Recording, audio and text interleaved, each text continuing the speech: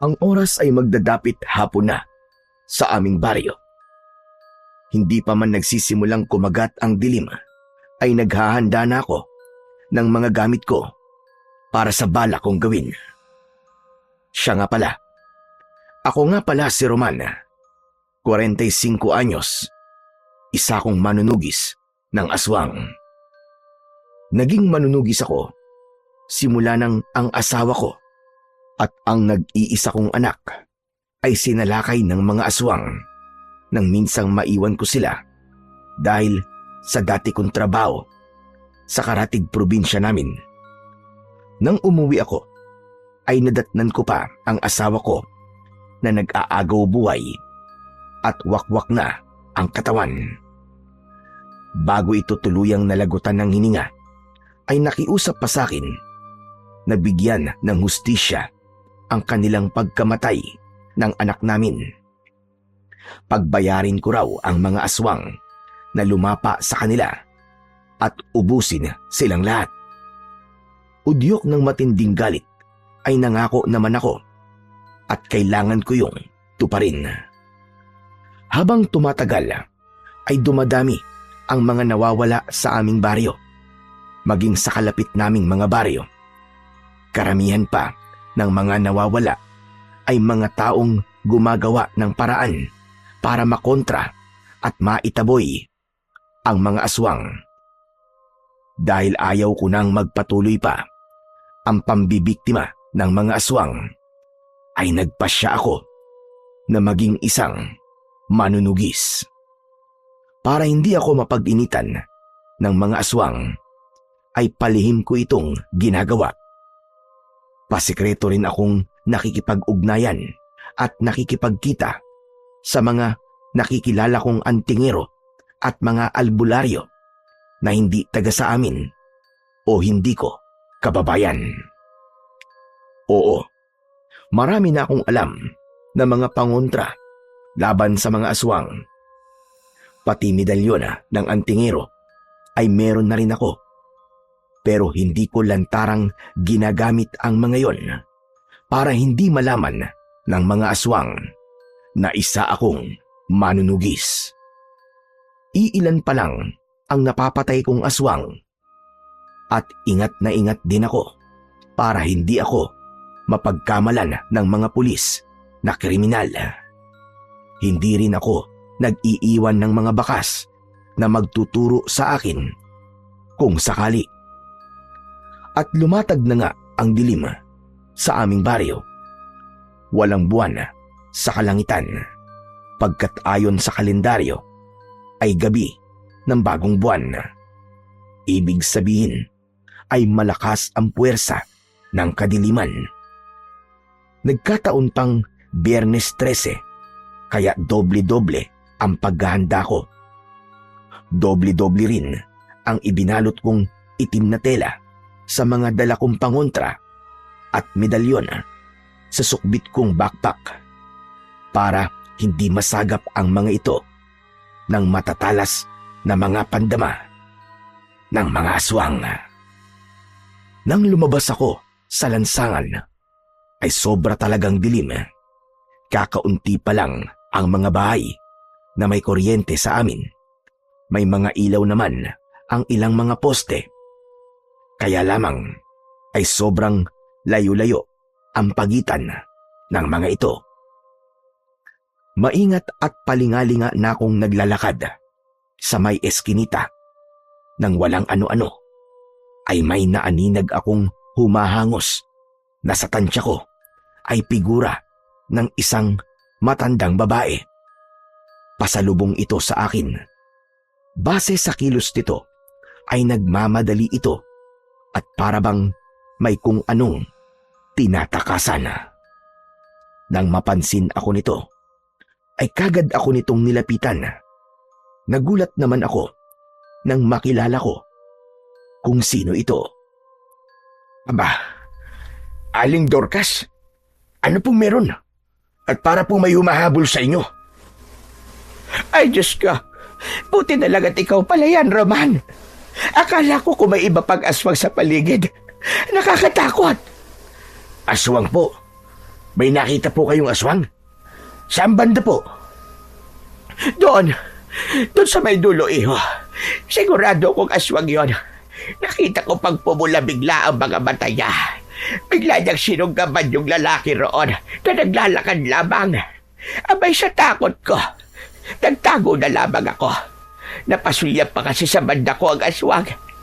Na pumalag yung lalaki, ay tumakbo na ako. Naku, tama ang asawa ko. Tumadami na talaga ang pag-alagala ritong aswang. Walang ano-ano ay nakarinig kami ng paghingi ng saklolo. Doon nga sa may bandang dulo ng iskinita. Ay, Diyos ko po, baka nilalapanan ng aswang ang lalaki na yon. Kawawa naman siya. Naku, kailangan ko pupuntahan yun. Wag na, iho. Baka hindi mo kayanin. Dalawa pa kayo malapa.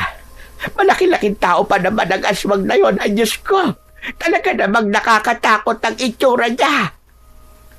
Hindi ho, Aling Dorcas. Ako pong bahala. Sige ho, magtago na po kayo. Kung pwede po, ay humingi na rin kayo ng tulong.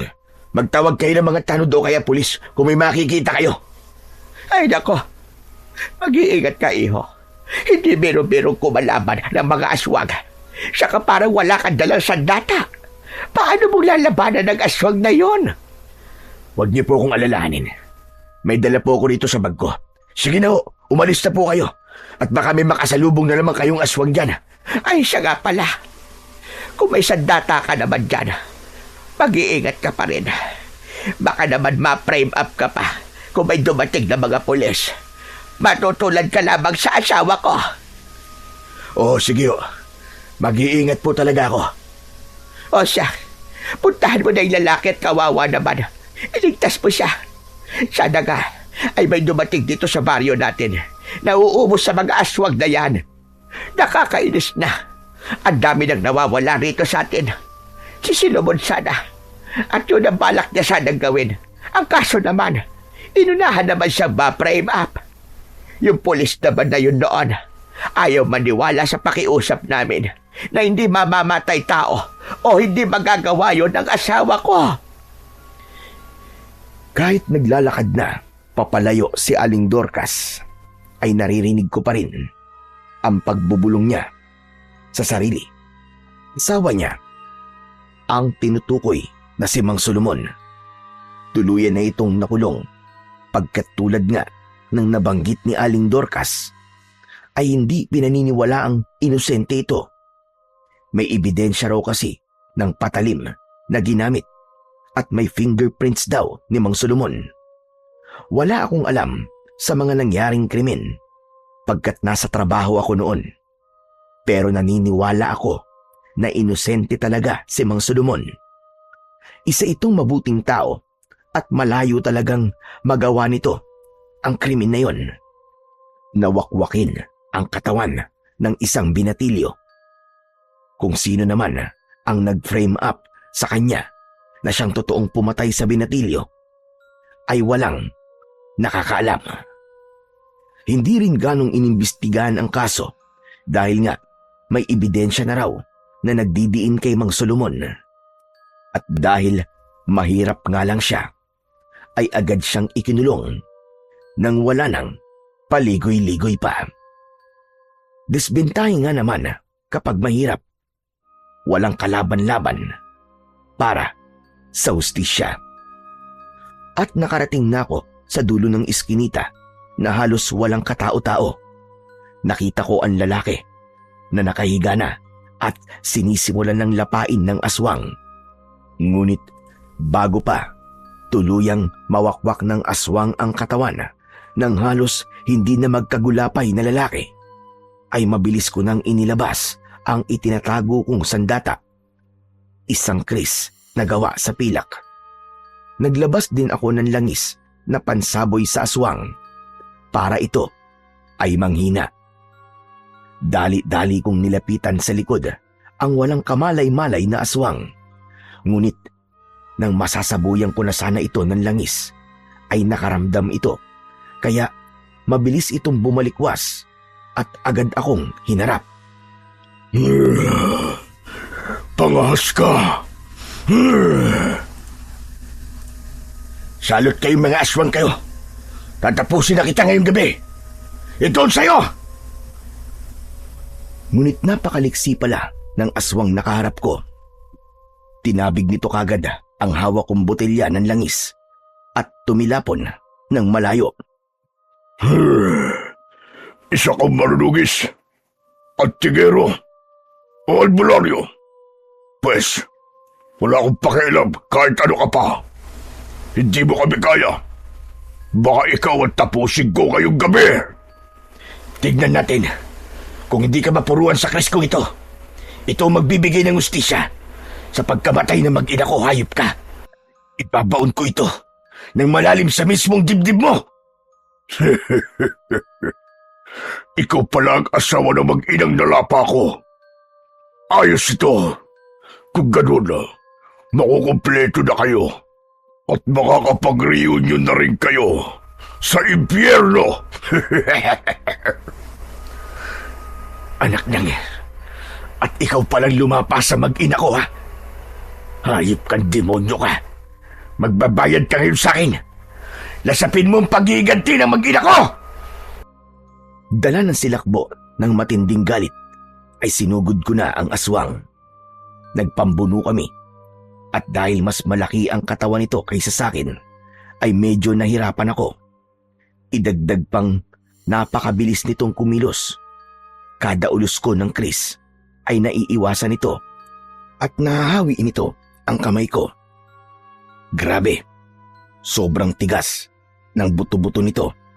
Ano pat kada salag nito sa kamay ko ay para bang nayayanig ang aking katawan. Ngunit siyempre ay hindi ako nagpatinag. Tinapatan ko ang liksi nitong kumilos. Hindi pwedeng matalo ako. Aba, pursigido ka talagang matalo ko, ah.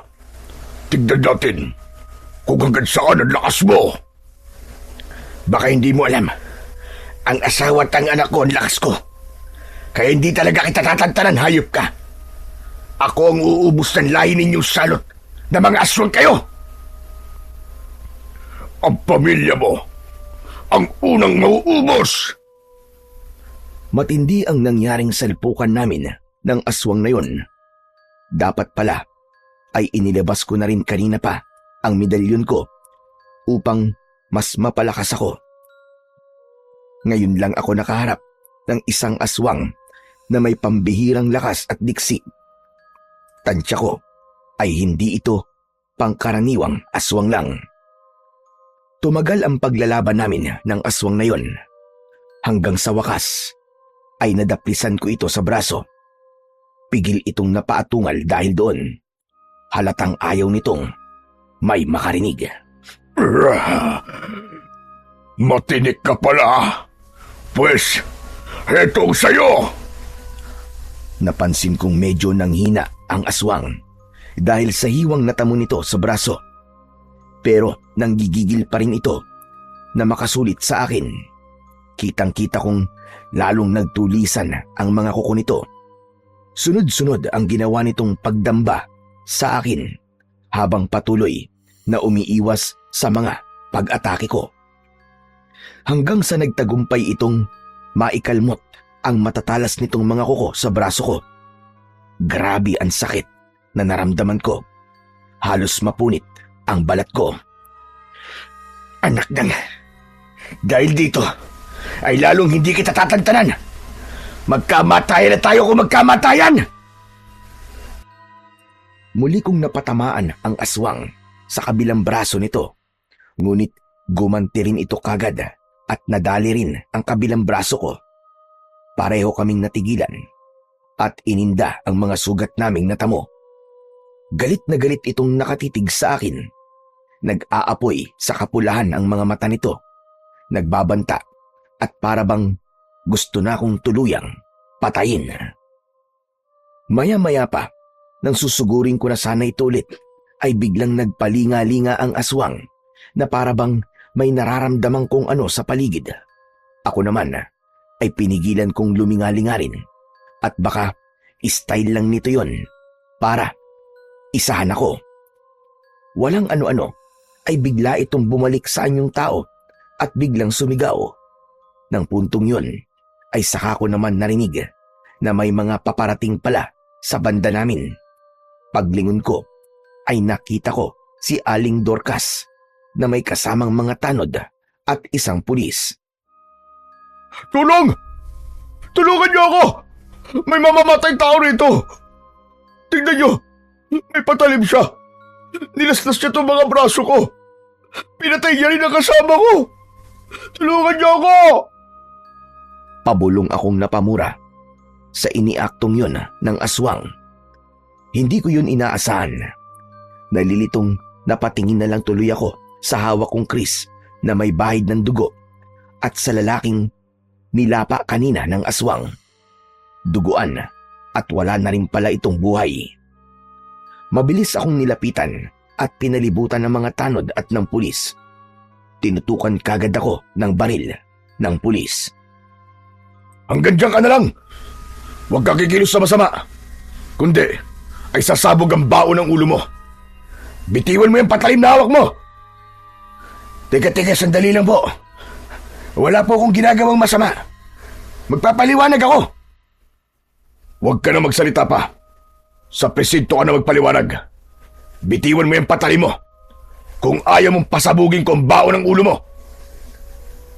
Biglang sumingit si Aling Dorcas. Lumapit ito at humarang sa harap ko nang tangkain akong lapitan ng pulis habang naglalabas na ng posas. Teka, sandali naman, mamang pulis. Nagkakamali kayo.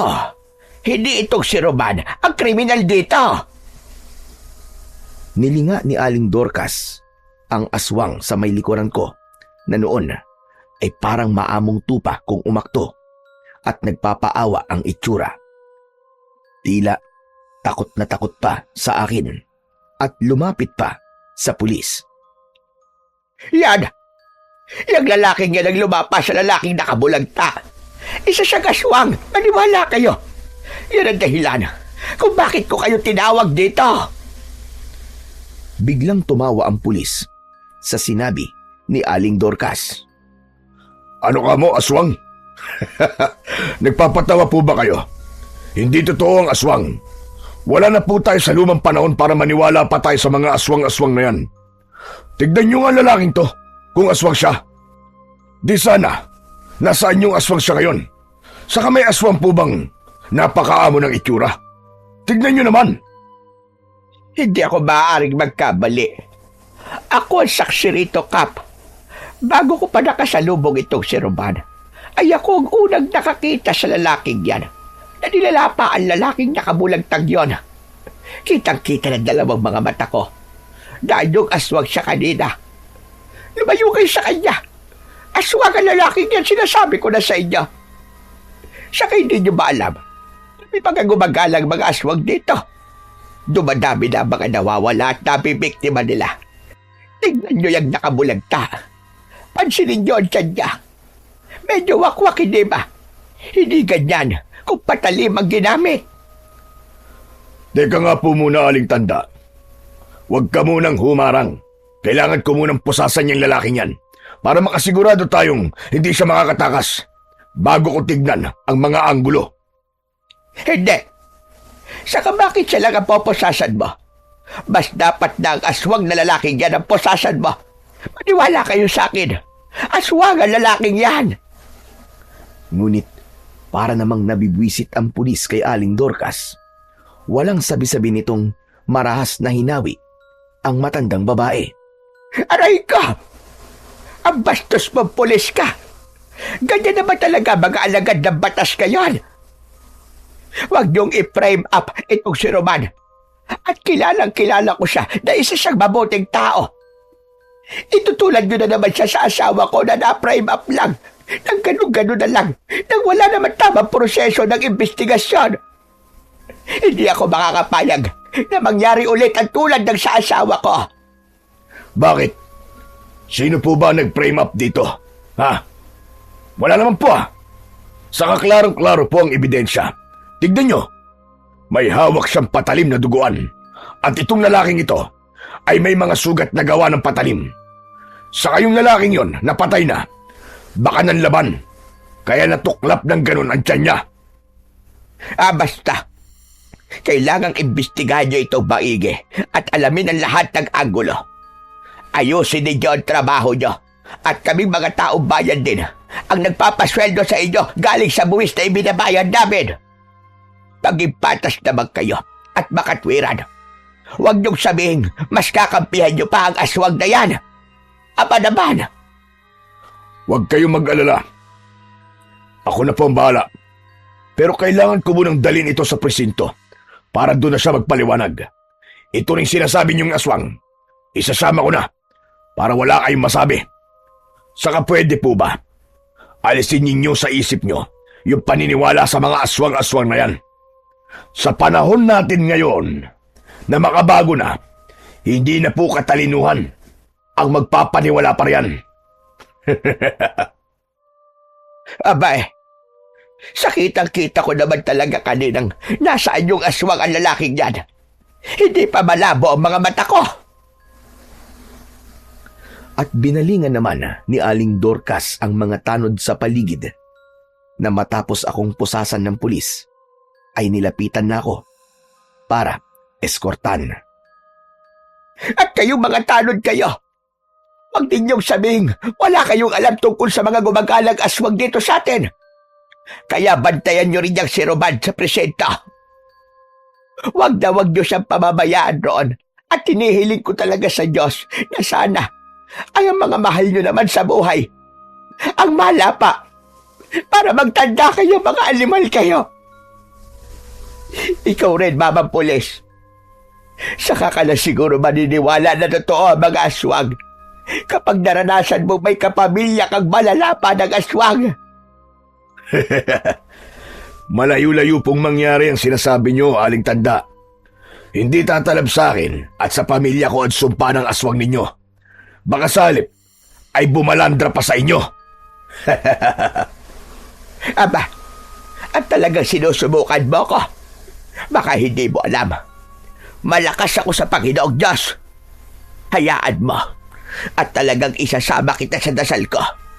Tignan na lang natin kung hindi ka mapahiya sa akin. Abat, nakakagigil ang matandang to ah. Sige na, umalis ka na sa daraanan namin at nakakaabala ka lang. Uugod-ugod ka na nga. Nakukuha mo pang umasta ng ganyan. Sige na, tsupi! Bastos! Bastos ka! Tandaan mo ito. Hindi natutulog ang hustisya at hindi kailanman nananaig ang kasamaan sa kabutihan. Wala kaming pakialam. Sige na, umalis ka na! Hindi na talaga nakapagpigil ang pulis.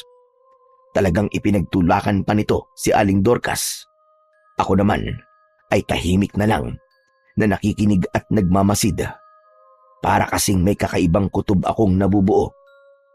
Saka iniisip ko ang mga dala kong gamit sa backpack bag ko.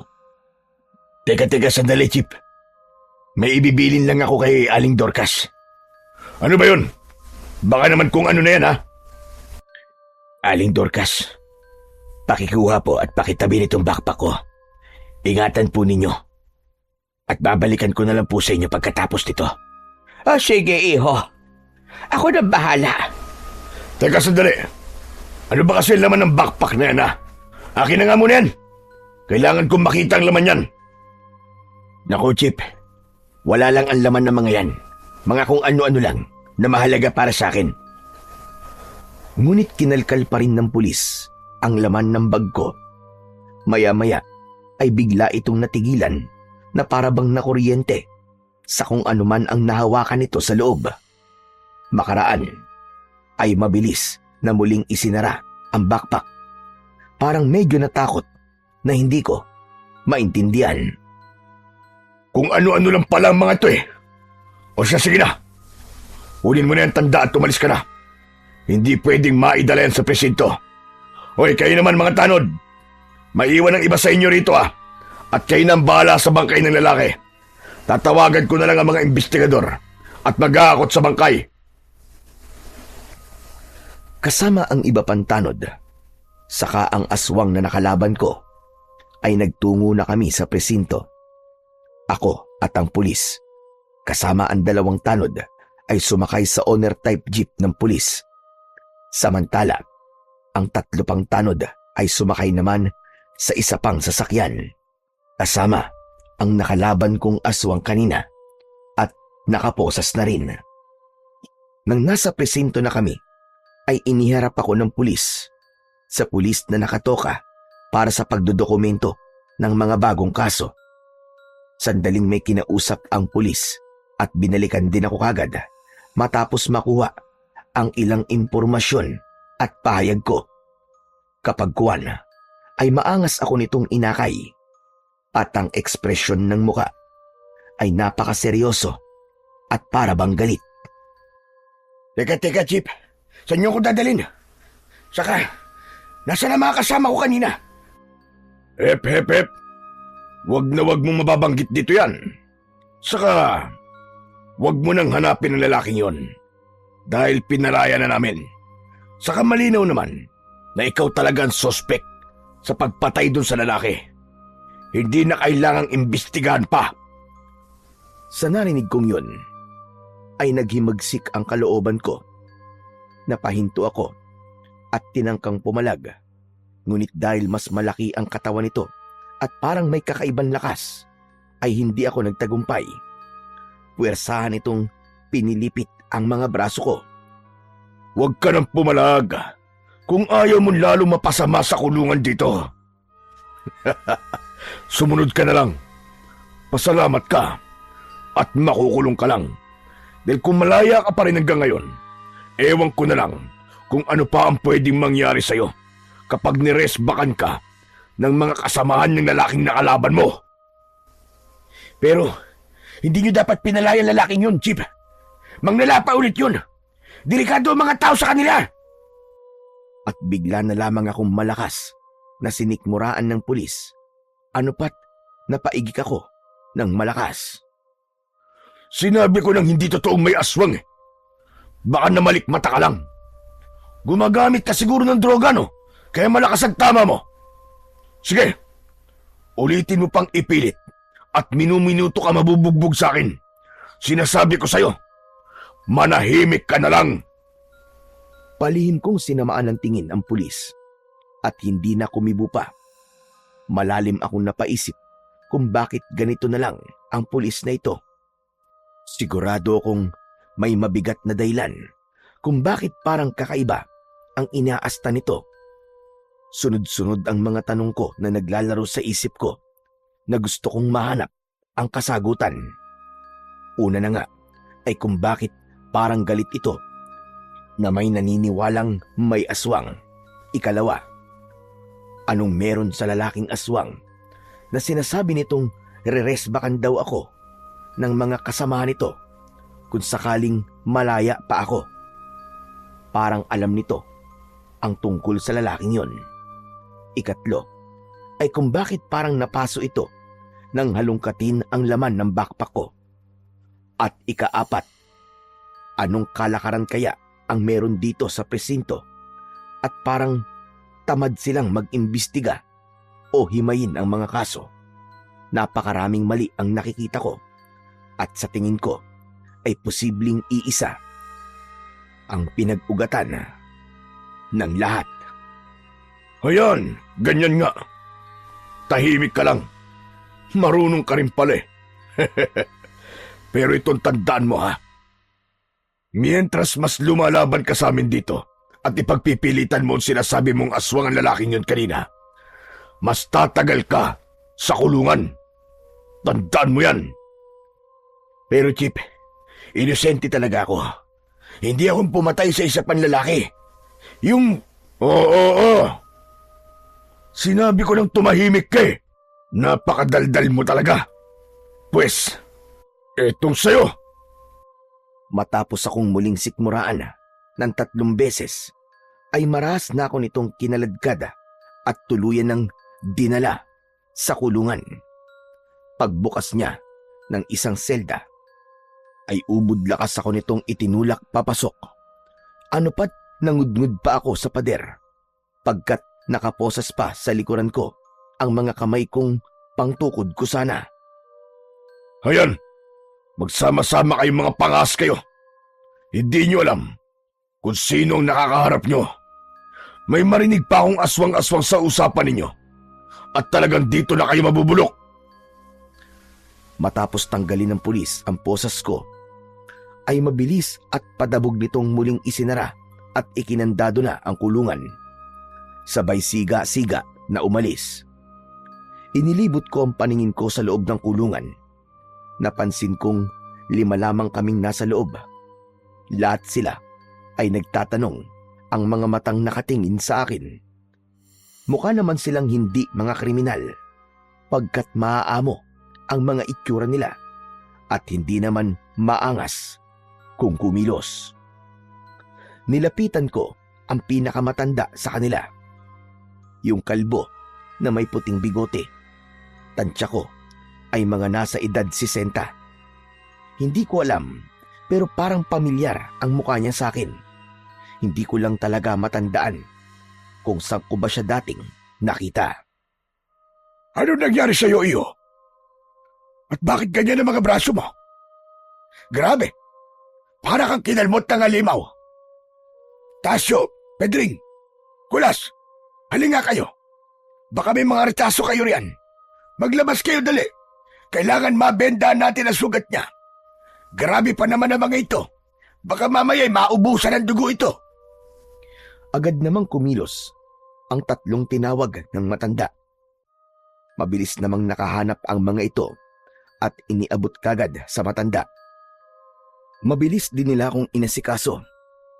Tulong-tulong silang 3. Yung mga pulis na yun, napakasasama nila. Hindi ka man lang muna dinala sa ospital at ipinagamot man lang sana ito mga sugat mo. Saka, ano bang krimeng nagawa mo? At ano may gawa sa'yo nito? Hindi ko po alam kung maniniwala kayo sa akin, Tatang. Pero isang aswang po may gawa sa akin ito. Nakita niyo naman po sugat ko. Lika ng matutulis at matatalas na mga kuko ng aswang. Huwag mong ilalakas. Kapag mabanggitin mo ang salitang aswang iyo, baka marinig tayo ng pulis na nagdala sa'yo rito. Mahirap na. Ang totoo, kaming 4 dito ay naniniwala sa aswang. Katunayan yan, lahat kami ay may nakasagupa ring mga aswang. Mga aswang mismo ang dahilan kung bakit kami nakulong dito. Na-frame up kami at kami ang napagbintangang pumatay sa nilapa ng mga aswang. Ano kanyo? Ganyan-ganyan din po nangyari sa akin ngayon. Ibig sabihin, ay madalas pala itong mangyari. Hindi lang sa akin. Teka po, manunugis po ko ng aswang. Kayo rin po ba? Ay mga manunugis ng mga aswang? Ipakikilala ko pala ang sarili ko sa iyo, iyo. Solomon ang pangalan ko. Sila naman, ay narinig mo na kanina ang mga pangalan nila. Ito si Tasyo. Yang sa kanan mo naman ay si Pedring. At yang nasa kaliwa mo ay si Kulas. Hindi kami mga manunugis na kapares mo. Pero parang gano'n na rin. Target naming pumatay ng mga aswang na gumagala sa mga baryo namin. Ganun ho pala. Ako naman ho si Roman. At teka ho, Mang Solomon. Taga saan bayan ho ba kayo? Taga Aliaga ako, iyo. At balita ko ay dumadalas na raw ang paggala at pagsalakay ng mga aswang sa bayan namin. Lalo na sa baryo namin na medyo liblib pa. Dumadami na rin daw ang nawawala. Eh ikaw ba, iyo? Taga saan ka naman dito sa Nueva Ecija? Teka ho, Mang Solomon. Kundi po ako nagkakamali. Asawa po kayo ni Aling Dorcas. Taga Aliaga rin po ako. Aba, kilala mo pala ang asawa ko. Kababaryo pala kita, iyo. Tama ho kayo. Kaya po pala pamilyar kayo sa akin eh. Kayo ho pala ang asawa ni Aling Dorcas. Katunayan, nakasalubong ko po ang asawa niyo bago ko nakalaban ng aswang. Sa kanya ko po iniwan ang backpack ko na naglalaman ng mga pangontra ko po at mga sandatang panlaban sa mga aswang. Aba, sabi ko na nga ba, Pamilyar ka rin sa akin eh. Hindi ko lang ika ako matandaan kung saan kita nakita. Yung pala, ay kababaryo mismo kita. Nako, ang asawa ko si Dorcas. Lagi talaga akong nag-aalala para sa kanya. Mag-isa na lang kasi siya at walang kasama sa bahay namin. Ang nag-iisang anak kasi namin ay sa Mindanao na nakapag-asawa at doon na nanirahan na. Pero mabuti na rin. Dahil nasa kanya pala ang bag mo, eka mo nga. Kahit paano, ay may proteksyon siya kung sakaling matsyempuan siya ng aswang. Mang Solomon, madalas po bang bumisita rito sa inyo si Aling Dorcas? Oo, iyo. Tuwing linggo ay dinadalaw niya ako at dinadala ng mga pagkain at ilang kailangan na pinapayagan naman dito. Bakit mo pala natanong? Napatango-tango ako sa nalaman kong yun. May naiisip akong bagay at makakatulong sa akin si Aling Dorcas. Kailangan kahit nasa bilangguan pa ako, ay maisakatuparan ko pa rin ang pagiging manunugis ko. Maghihiganti ako sa aswang na nakalaban ko at nalaman kong siya palang lumapa sa mag-ina ko. Hindi pwedeng mamayagpag sila at walang tutugis sa kanila. May balak po kasi akong isagawa, Mang Solomon. Marami po akong gustong alamin. Lalo na po ang tungkol sa mayabang na pulis na nagatid sa akin dito. Palagay ko po, ay may alam siya tungkol sa aswang na nakalaban ko. May kutob po ako sa pulis na yun. Ano-ano naman ang mga gusto mong alamin? Kami pala rito, baka may maitulong din kami. Kung alam mo lang, gustong-gusto rin namin pagigantihan ang aswang na nag-frame up sa amin at pati na rin ang mga korap na pulis dito. Hindi makatarungan ang ginawa nila sa atin. Habang nagsasalita si Mang Solomon, ay may napansin ako sa kanyang kaliwang braso. Isang makintab na pilat na parang sinadyang itinatak. Hindi ko matiyak kung ano ang tatak na yon. Kaya natuon dito ang interes ko. Pati sa mga braso ng 3 pang kasama ni Mang Solomon ay napatingin ako. Nakakapagtaka dahil pare-pareho silang may mga pilat na tatak. Teka po, Mang Solomon. Ano po yung nakatatak sa mga braso ninyo? Pare-pareho po kayo ng tatak. Member po ba kayo ng gang?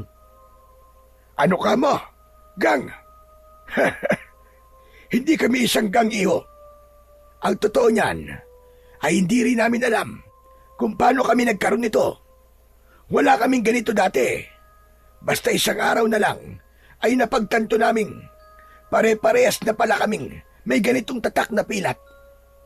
Hanggang ngayon nga ay wala kaming ideya kung saan namin ito nakuha. Kami lang naman ang may ganitong tatak. Nung mahalo kami sa ibang mga preso mula sa ibang kulungan dito, ay wala naman silang mga tatak. Hindi rin namin maintindihan kung para saan ang tatak namin na ito. Ang suspetsa ka namin ay sinadya ito para ibukod kami sa ibang mga preso. Tatak po kaya ng kriminal? Hindi. Kung tatak kriminal ito, bakit kami lang naapat ang meron nito? Di sana ay lahat ng nakakulong dito ay meron din ito. Napaisip ako roon. Bakit nga ba silang 4 lang ang may ganung tatak at sama-sama pa sila sa iisang kulungan? Nadagdagan na naman ang mga tanong na kailangan kong hanapan ng sagot. Hayaan po ninyo at aalamin natin kung anong ibig sabihin ng mga tatak niyong yan. Palagay ko rin ay may kinalaman dito ang pulis na bumugbog sa akin. May malaman lang talaga kung hindi maganda, ay malalagot talaga siya sa akin. May malaman lang talaga kung hindi maganda, ay malalagot siya sa akin. Hindi ako natatakot sa kanya, kahit pulis pa siya. Paano kung matatakan ka rin pala? Hindi imposible yon, dahil dito ka sa grupo namin isinama. Hindi po mangyayari yon. Hindi po ako makakapayag na matatakan din nila ako. Tignan natin iyo. Pero hayaan mo, Mag-oobserba rin kami sa mga nangyayari dito. Dahil dyan sa mga kutob mo, tutulungan ka naming hanapan ng mga sagot ang mga tanong mo.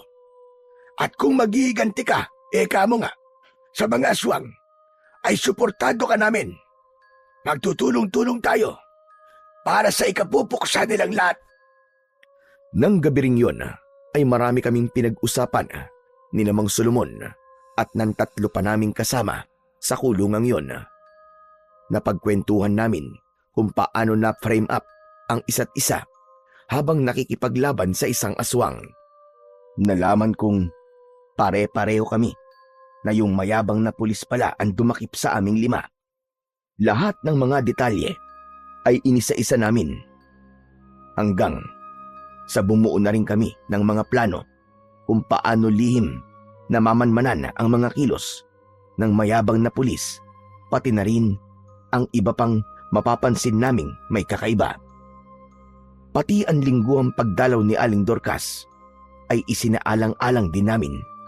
Siya ang mahalagang magiging kasangkapan namin para maipagpatuloy ko pa rin ang pagiging manunugis ko at para maprotektahan pa rin ang mga kababaryo namin. Nang gabi ring yun, bago kami natulog, ay may ibinilin ako sa mga kasama kong preso. Ang Solomon, Ma'am Pedring, Wetasyo at Kulas. Ngayong gabi ay hindi dapat tayo sabay-sabay na matutulog. Dapat ay may isang magbabantay. Salitan tayo. Ang isa ay kailangan magtulog-tulugan lang pero magbabantay at nagmamasid pala. Nang sa ganun, malaman natin kung may kakaibang ganap sa kailaliman ng gabing lahat dito ay tulog na. Tama ka, Roman. Sana pala ay noon pa namin naisip yan para nalaman namin kung paano kami nagkaroon ng tatak sa braso. Di bale, siguro ngayon ay malalaman na rin natin dahil dyan sa naisip mong plano. Sa una kong gabing yon, sa kulungan, ay si Kulas ang napagkasunduan naming unang magbabantay. Ako sana, kaya lang ay mas kailangan ko muna ng sapat na pahinga dahil nga sa mga sugat ko. Hindi rin sila pumayag na makipagsalitan ako sa loob ng 1 linggong pagbabantay. Sila na lang daw ang bahala.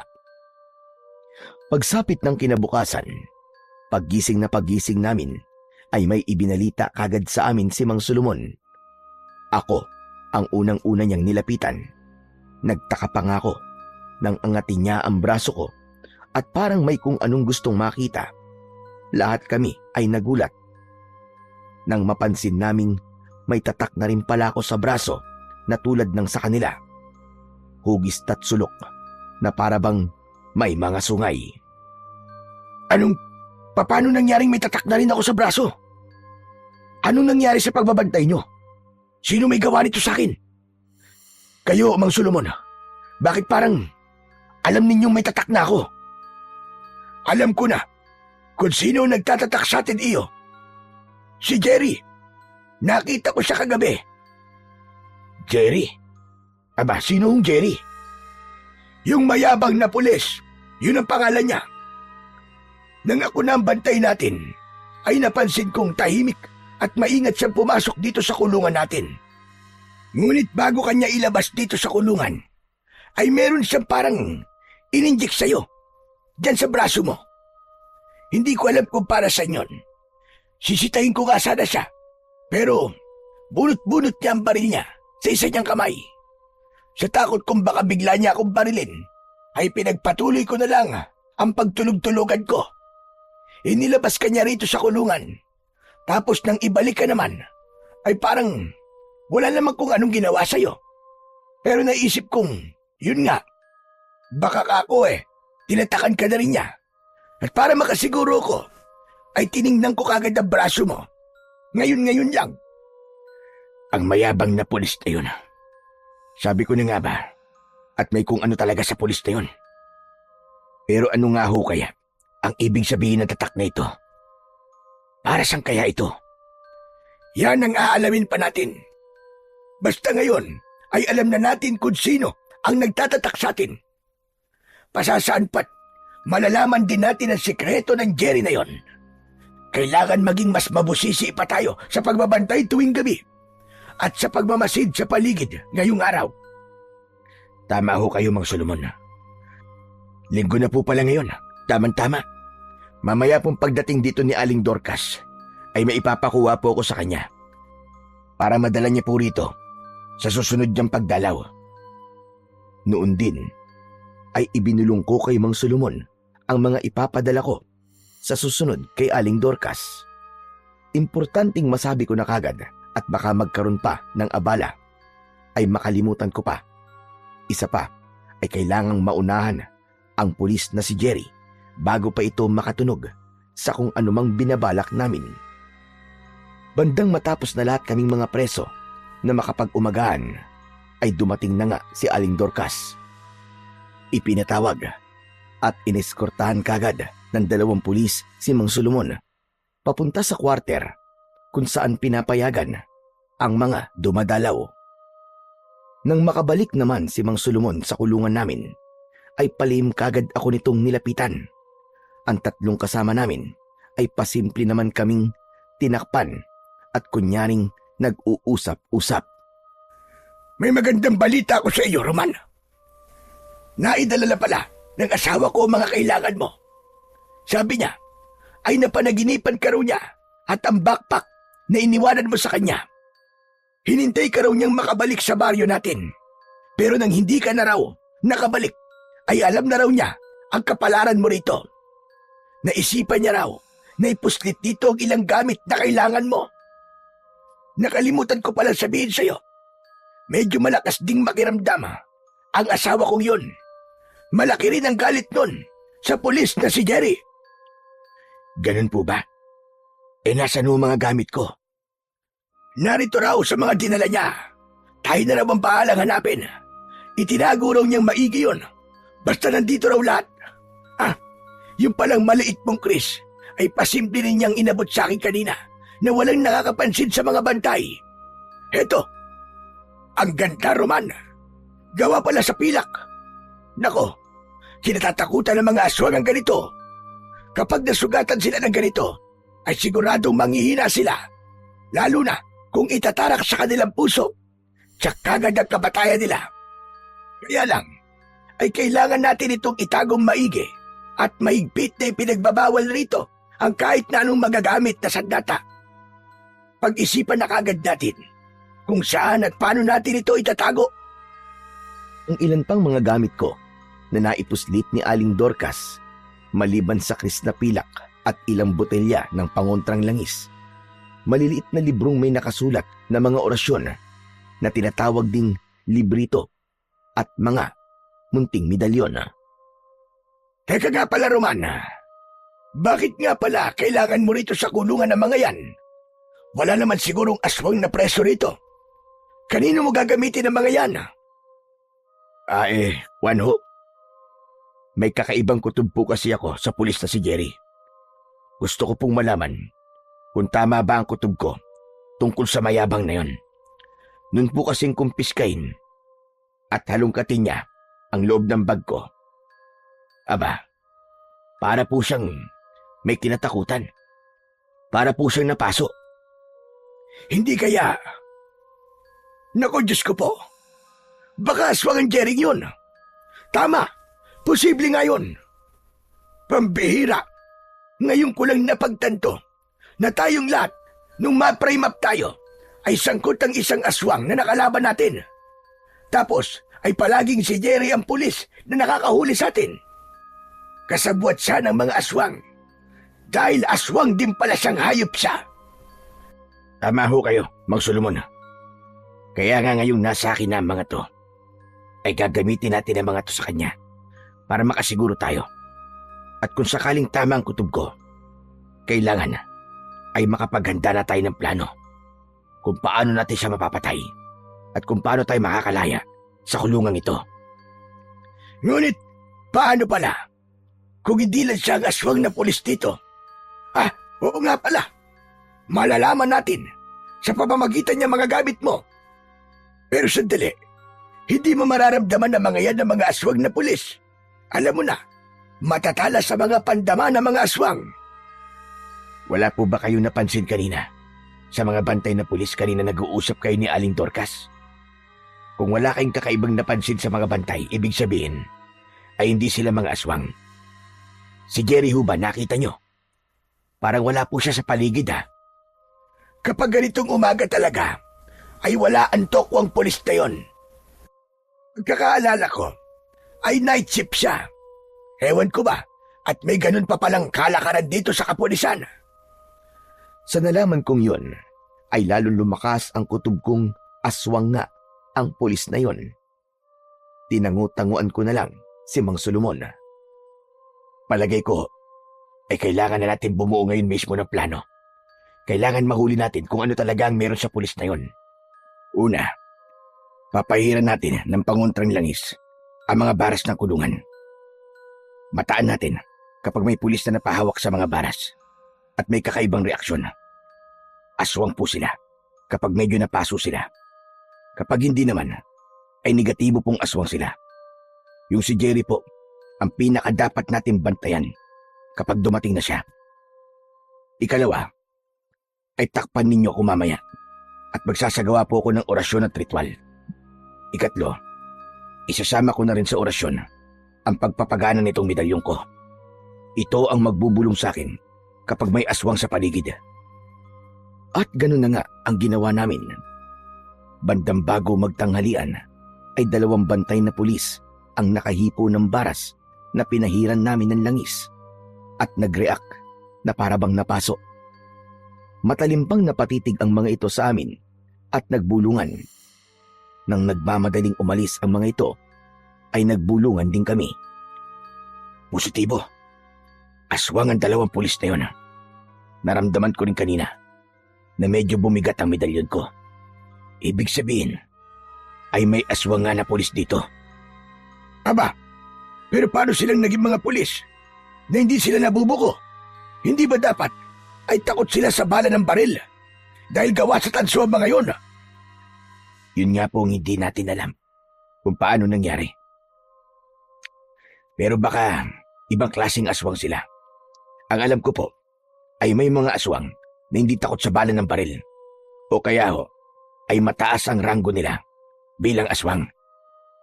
Kung sa bagay, baka ganun nga. E di, ano na ang susunod nating plano? Ganyang alam na nating may aswang nga na pulis dito. Sandali akong natigilan at nag-isip habang inililibot ko ang paningin sa kabuuan ng kulungan. Pati na sa ibang bantay na pulis. Makaraan ay inilabas ko ang librito ng mga orasyon. Ganito po, takpan niyo ulit ako. Kailangan mapagana ko na po ang lahat ng kapangyarihan taglay nitong medalyong ko. Sigurado po kung alam na nilang may mga pangontra tayo at baka maunahan pa nila tayo sa pagpaplano laban sa atin. Kailangan na po nating maganda. Tama! O Tasyo, Pedring, Kulas, narinig niyo yun? Takpan natin si Romana. Tapos ay ihanda na rin natin ang ating mga sarili sa pwedeng mangyari. Maging alerto kayo. Teka po pala muna. Maglabas din kayo ng mga supot nyo o kahit na anong maliit na bagay na pwedeng paglalagyan. Babahagian ko po kayo ng pangontrang langis ko. Nagkanya-kanya nga sila ng hanap. Makaraan ay binigyan ko sila ng pangontrang langis. Tinakpan na rin nila ako pagkatapos para isagawa ko na ang orasyon na nakasulat sa librito. Teka pala, Roman. Mahaba ba yung mga orasyon mo? Matatagalan ba? Kung matatagalan, ay baka pwedeng mamaya mo na lang isagawa. Malapit na tayong palabasin at papuntahin sa feeding area para sa tanghalian natin. Sandali lang ho ito. Papaspasan ko na lang po ang pagsambit. Kabisado ko na rin naman ang ibang dasal. Hindi po pwedeng ipagpaliban pa natin. Baka maunahan tayo ng mga aswang na pulis na yon. Sige, bilisan mo kung ganun iyo. Tasyo, Pedring, Kulas. Normal lang ang kilos natin ha. Huwag kayo magpapalatang may tinatakpan tayo. Hindi nila tayo dapat mabuking. Ikaw, Kulas, baka pwede mong kausapin o makipagkwentuhan ka sa 2 bantay. Libangin mo sila. Total wala naman sa paligid yung 2 napaso kanina. Bago nga kami papuntahin sa feeding area, ay matagumpay ko ring naisagawa ang mga kailangang orasyon para sa aking medalyon. Matapos ngayon, ay naramdaman ko kagad ang kakaibang pag-init ng medalyon sa dibdib ko. Ibig sabihin nun ay gumagana na ang mga kapangyarihang taglay nito. Loroman, nakumpleto mo na ba ang orasyon? Wala ka bang nakalimutan? Ayos na ho. Nararamdaman ko na po ang paggana nitong medalyon ko. Kakaiba po ang init niya. Ito po ang poprotekta sa atin at tutulong sa atin na matalo ang mga aswang sa paligid. Mabuti naman kung ganon. Pero kailangan pa rin nating maging alerto, lalo na kapag nasa paligid na yung dalawang napasok kanina. Yung si Jerry, baka maya-maya nariyan na rin yan. Nang papatapos na kami sa pagkain sa feeding area, ay bigla akong nakaramdam ng parang pagpintig ng medalyon ko. Kasabay nito ay parang may ibinubulong ito sa akin. Ayon dito ay may mali raw sa pagkain naming 5. Pipigilan ko sana sa pagkain ang mga kasama ko, pero parang huli na dahil halos tapos na kami. Pasimple kong kinapa ang medalyon at tinanong ito sa isip ko kung ano ang mali. Anak ng putya. Patay. Bakit? Ano ba sinasabi mo, Roman? Anong patay? Anong ibig mo sabihin? May mali po sa pagkain kinain natin. May inihalo po sila sa pagkain nating 5. Ha? Anong inihalo nila? Biglang nanlaki ang mga mata ni Mang Solomon nang may mapagtanto na pagaya tuloy ang 3 na kasama namin. Huwag mong sabihin, hinaluan nila ng... Teka, kailangan natin pumunta sa CR at pilitin nating isuka ang mga kinain natin. Huwag na ho, Mang Solomon. Ganito, mabuti pa po ay tumayo na tayo at madali kayo. Pumunta na kagad tayo sa kulungan natin. Kunin natin ang mga pangontra nating langis. Isuksok at itago nyo sa mga singit nyo. Ako naman ay itatago ko po ang kris ko. Dali na. Sumunod na po kayo kagad sa akin. Nang makarating kami sa kulungan, ay ginawa kagad namin ang mga kailangang gawin. Sinikap pa ng 4 na piliting isuka ang kanilang mga kinain. Pero makaraan lang ang ilang sandali, ay isa-isa na silang nakaramdam ng pagkahilo at unti-unting natumba. Ako naman ay nagtataka kung bakit wala naman akong kakaibang nararamdaman sa sarili ko. Bakit sila lang? Binulungan ako ng medalyon ko. Sabi nito ay pampatulog daw pala ang inihalo sa pagkain namin. Ngunit hindi ito tumalab sa akin dahil nga sa paggana ng medalyon ko. Inutusan din ako nitong magkunwaring nahihilo na rin at unti-unting mawalan ng malay. Agad ko naman yung ginawa nang sa sulok ng mga mata ko ay napansin kong nakamasid na pala sa kulungan namin ang 2 aswang na mga pulis. Medyo nakangisi pa ang mga ito. Halatang may binabalak talaga sa amin. Nang nakahiga na ako sa sahig, makalipas lang ang ilang minuto, ay naramdaman kong pinasok na kami ng 2 pulis na yon. Nang silipin ko sila sa pamamagitan ng bagyang pagbuka ng mga mata ko, ay napansin kong kasama na rin pala nila yung pulis na si Jerry. Narinig ko pang may sinasabi ito sa 2. Dalhin nyo na kagad ang mga to sa baluarte natin. Si Tinoy na ang bahala sa kanila. Alam niya mga itinakda ko sa mga ito.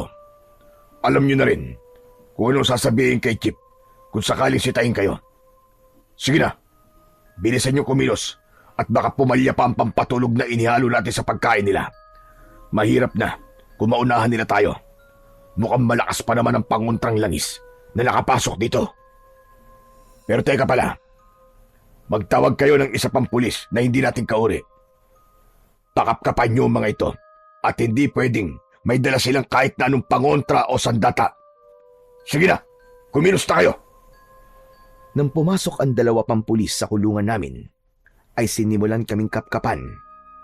Ganun na lang ang hiling ko sa medalyon ko na gumawa ng paraan para hindi makuha ang kung anumang mahalagang itinago namin sa mga katawan namin. Sobra akong nag-alala, lalo na sa 4 kong kasamahan. Tinugon naman kagad ako ng medalyon ko na wag daw mag-alala dahil hindi raw makukumpiska ang mga itinatago namin. Ito na raw ang bahala. Nang ako na ang kakapkapan, ay doon ko nalaman kung ano ang pinagana ng medalyon ko. Ang nangyari ay parang walang nakakapang medalyon o kris ang pulis na kumagpap sa akin kahit nakakapa pa nito ang mismong mga bagay na yon.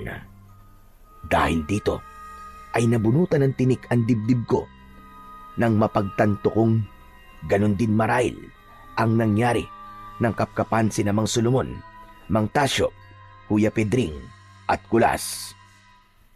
Ano? Wala ba silang tinatagong kahit ano? Imposible. Sigurado kayo? O siya, Delgado, sumulong. Dalhin niyo na ang mga ito. Ang sumunod na nangyari ay pinagtulungan kaming isa-isang buhatin at isakay sa owner-type jeep ng pulis na si Jerry. Nang maisakay na kaming lahat, ay pinaandar na ang jeep bago sinimulan ang biyahe. Ay kinausap pa ng pulis na si Jerry ang 2 kasama. Sumulong, Delgado. Maiwan na pala kayo ritong 2. Ako nang bahala sa mga ito na magdala sa baluarte natin sa San Gregorio. Kayo na muna ang pumapel sa toka ko. Ipacheck nyo na rin ang kulungan ng mga ito at baka may mga tinatago pa sila ron na naipuslit sa loob. Yung matandang babae siguro na dumalaw nung linggo ang nagdala ng mga pangontra. Humanda rin sa akin na matandang yun. Babalikan ko yun sa Aliaga. Baka ipasabay ko na rin sa mga ito. O siya, sige na. At lalarga na ako. Kinabahan ako para kay Aling Dorcas nang marinig ko ang pangalan niya sa bibig ng pulis. Hindi ako makakapayag na may mangyaring masama sa asawa ni Mang Solomon.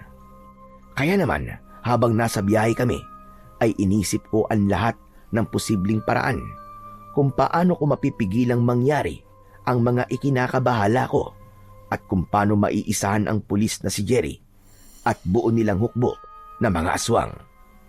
Siyempre, lahat ng paraan ay sa tulong na rin ng mga ibinubulong sa akin ng medalyon ko.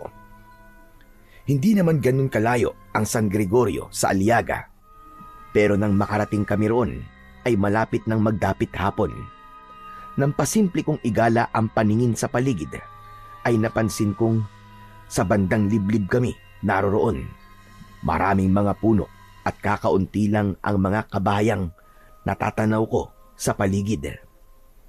Maya-maya pa ay huminto ang jeep sa parting walang kabahay-bahay sa paligid.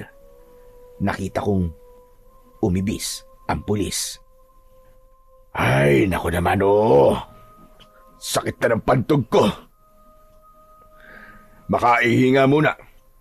Teka pala, matignan nga at baka pagising na mga ito. Mga kawawa naman. Ay, nako.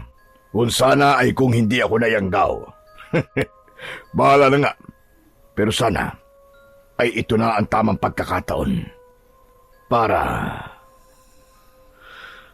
Ay, nako. Makaihi na nga. Pagtalikod nito, ay kagad kong naramdaman ang pag-init ng suot kong medalyon. Pagkakapa ko nito, ay narinig ko kagad sa isip ang bulong nito. May kakaiba raw itong nararamdaman sa pagkatao ng pulis na si Jerry. Nang tanungin ko kung ano, ay hindi pa naman daw nito nasisigurado kung ano. Dagdag pa rito, ay nararamdaman din daw nito ang paparating na mabigat na maraming itim na enerhiya. Ibig sabihin daw ay nanganganib kami sa lugar na yon na baluarte na nga ng mga aswang. Nang may itatanong pa sana ako sa medalyon ko, ay bigla akong natigilan ng paglingon ko. Ay nasa likuran ko na pala ang pulis na si Jerry. Galit itong nakatitig sa akin na ang mga mata ay nagsisimula ng mamula. Aha! At nagkamalay ka na palang buwang ka. Ano yung kapakapa mo riyan, ha? At ano ang ibinubulong mo? Ilabas mo yan sa akin. At ako na ang bahala dyan. Huwag kang magkakamali. Kundi, malalagot ka sa akin. Mabilis na hinugot nito ang dalang baril at itinutok kagad sa sentido ko. Kapag daka, ay mabilis din itong tinangkang agawin ang medalyong hinuhubad ko pa lang. Pero sa ginawa nito, ay bigla itong natigilan nang mahawakan ang medalyon. Napadilat ang mga mata nito at parang saglit na nanigas ang buong katawan. Ako naman, para makasiguro, ay pasimple kong hinugot ang kris na iniipit ko sa tagiliran ko. Kung sakali, ay uunahan ko ito. Aambahan ko na rin sana ang pulis sa tapat ng puso nito. Pero ako naman ang biglang natigilan. Sa sumunod, na iniasta nito. Ang Tatay Arsenio ko. Sa Tatay Arsenio ko medalyong ito. Paano napunta to sa'yo? Tatay mo, si Lolo Arsenio? Pero paano? Bakit kayo nayanggaw? At nasa si Lolo Arsenio? Marahas na binitiwan ng pulis ang medalyon ko at noon din ay unti-unting nag-anyong aswang. Hindi ko akalaing napakasama pala ng itsura nito sa anyong aswang. Inagilahan talaga ako ng takot. Para bang gusto nitong magwala ng sandaling yon. Bakit hindi may pinagtanggol ang tatay ko? Anong klase kang tagapagdala ng kanyang medalyon?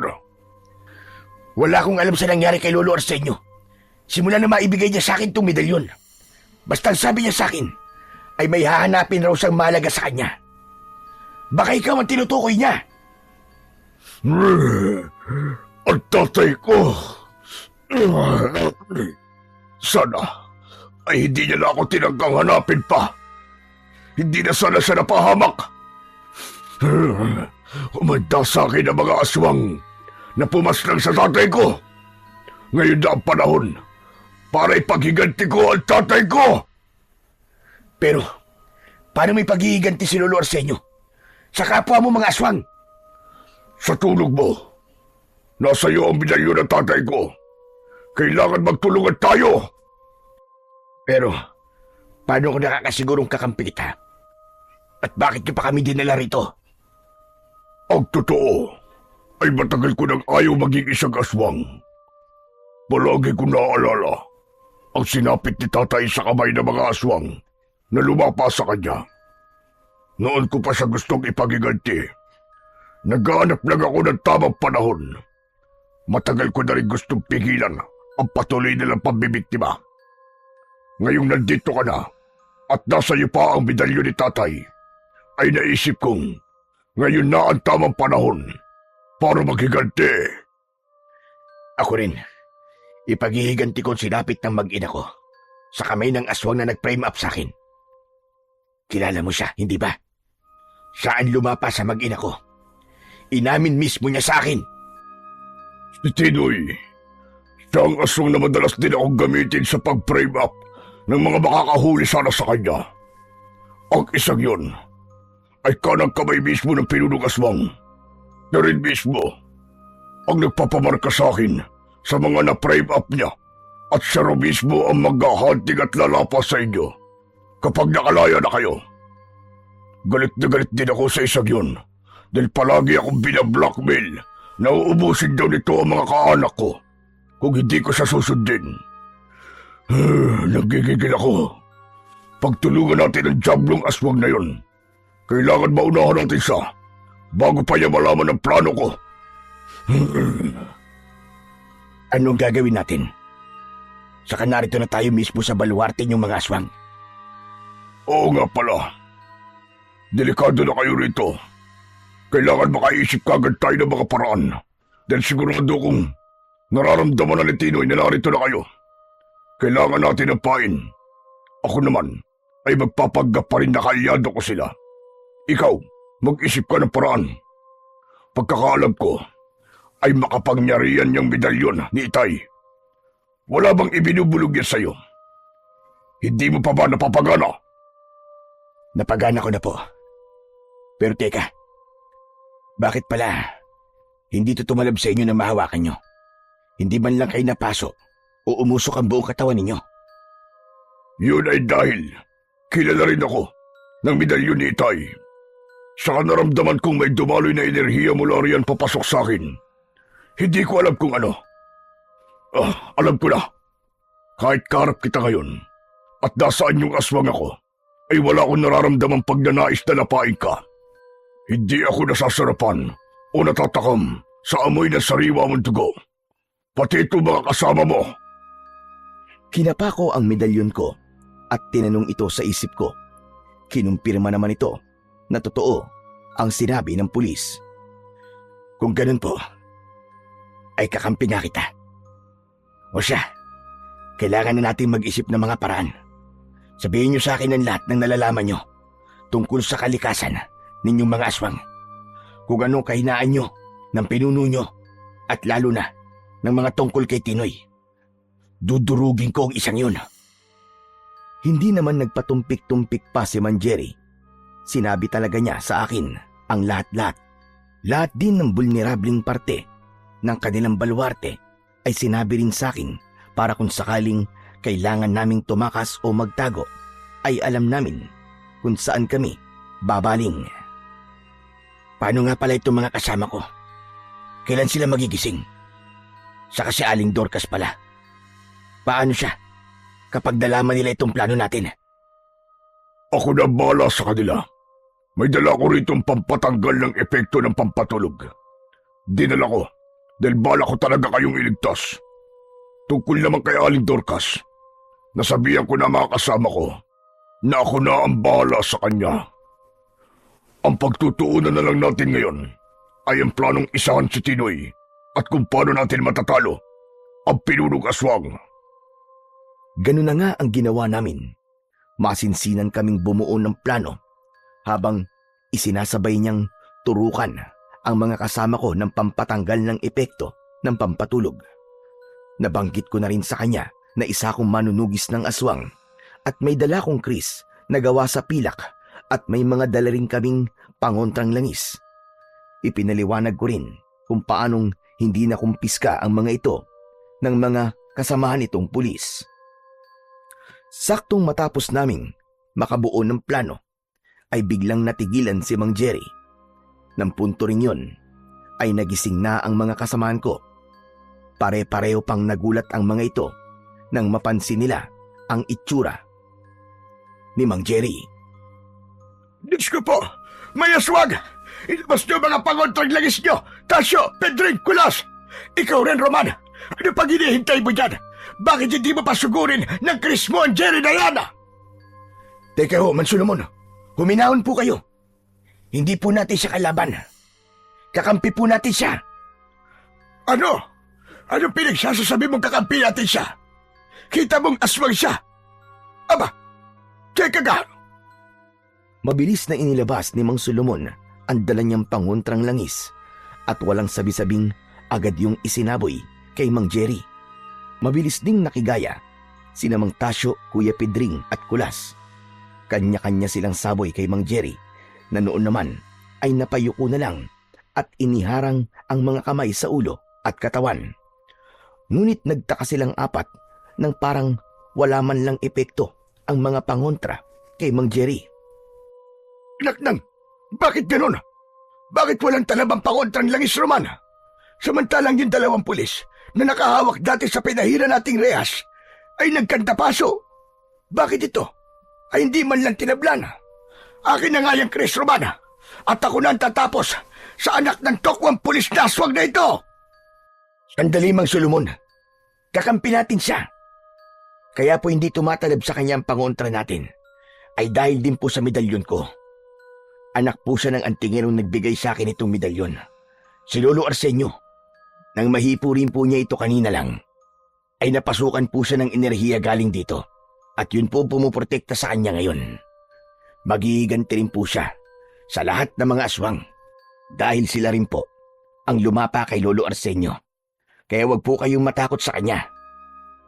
Ngunit hindi kagad lubusang naniwala si Mang Solomon. May mga duda at tanong pa rin siya. Pero ipinaliwanag kong maigi at kung ano ang totoong intensyon ni Mang Jerry.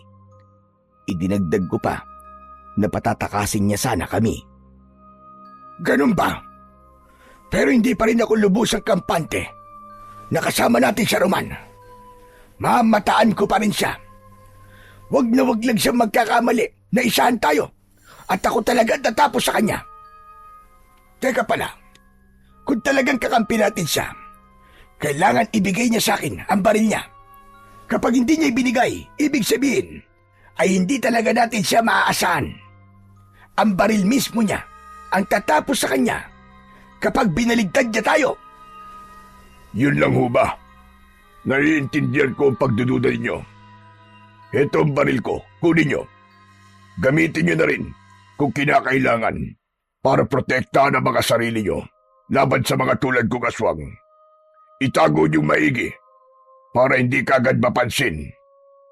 Roman, sabihin mo na rin sa kanila ang mga plano natin at bumalik kayo sa pagkukunwaring wala pa ring malay. Dadalhin ko kayo kay Tinoy na gusto mong paghigantihan. Yun na nga. Sinabi ko ang mga plano namin kina Mang Solomon, Mang Tasyo, Kuya Pidring at Kulas. Sinabihan ko rin si Kulas na kaming dalawa ang magiging pain. Nung una ay ayaw pa sana nito. Pero nang siguraduhin ko sa kanya, ang lahat sa tulong ng medalyon ko ay pumayag na rin.